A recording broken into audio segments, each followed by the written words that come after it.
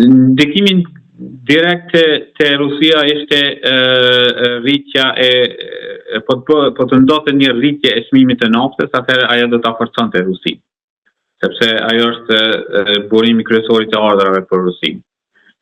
Mirë, po me arritjen e pushimit mes Iranit dhe Izraelit pati një rënje të ulët të çmimit të naftës dhe tash nuk pritet se do të rritet çmimi i naftës.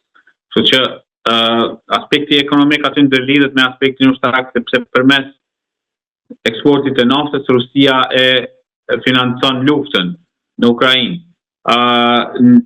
Nëse flasim për aspektin ushtarak, domethënë nuk ka ndonjë indikacion që është dëmtuar kapaciteti i Iranit që të prodhojë dronet Shahed që përdoren nga Rusia në Ukrainë.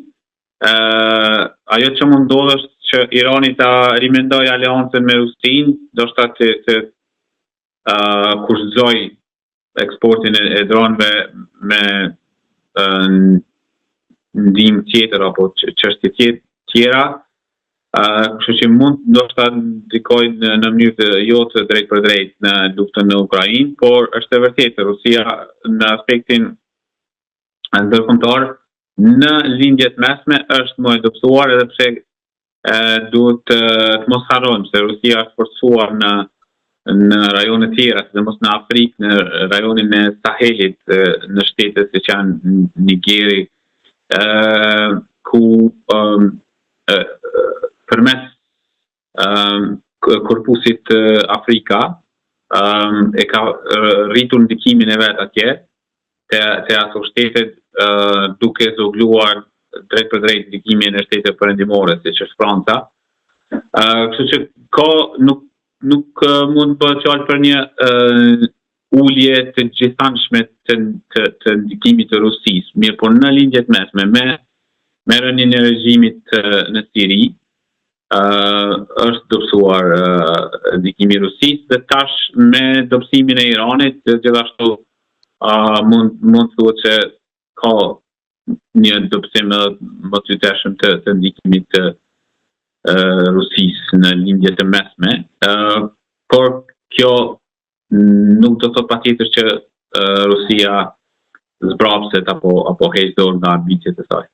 Në lindjen e mesme pam që jo vetëm ndikimi i Rusisë, por edhe Europa, për ta thënë trosh, nuk u pyet fare. Domethënë Trump e shmangu, liderët e Bashkimit Evropian vetëm ngelen dy rreshta në Twitter për përgëzime apo për ndalim konflikti, pra me pak fjalë nuk e pyeti Europën. Po, kjo ka qenë evidente edhe më herët, që shpellim të konfliktit të fundit pra mes Izraelit dhe Hamasit, domethënë ku kishte edhe një mos koordinim qesharak, domethënë sjellje mjaft qesharake të personave, liderëve të ndryshëm evropian brenda komisionit, kishte mosmarrëveshje mes tyre, mes presidentes komisionit dhe përfaqësuesit të lartë për politikë jashtme. Domethënë Evropa është mjaft e dobët sa i përket ndikimit në zona apo rajone jashtë Evropës apo jashtë Ballkanit perëndimor dhe Evropës lindore. Domethënë nuk mund të bëhet fjalë për një ndikim efektiv. Sot i pyetoj që edhe diçka të fundit Trump ka firmosur zgjatjen e periudhës së emergjencës për Ballkanin perëndimor edhe me një vit.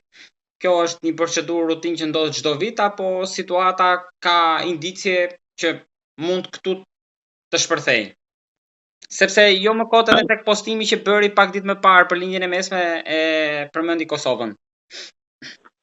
Po, nuk mendoj që patjetër duhet të shohim ndonjë rrezik apo një parashikim apo ta shohim si një veprim domethënë okurzi, sepse edhe postimi që ishte më shumë si pjesë e CV-s, domethënë që ja i kanë bërë gjitha këto gjëra, domethënë dhe meritoi çmimin Nobel. Nuk mendoj që kishte ndonjë parashikim për të ardhmen. situata është e brisht në Ballkanin Perëndimor, sidomos për faktin që regjimi i Zotit Vučić në Serbi është i brisht dhe është i rrezikohet domethënë pozita dhe ndoshta si një mënyrë për ta forcuar vetveten mund të tentojë të shkaktojë ndonjë konflikt ose në Bosnjë ose në Kosovë. Gjithashtu mendimin e Rusisë domethënë që ka interes që të hiqet vëmendja nga Ukraina. Ka rrezik, mirë po shtetet perëndimore kanë dëshirë që të pretendojnë që e kanë nën kontroll rrezikun ose e kanë në menaxhim më mirë themi zotin Vučić. Tash mbi të shihet se sa është e vërtetë kjo. Zoti Butiçi, faleminderit shumë. Faleminderit.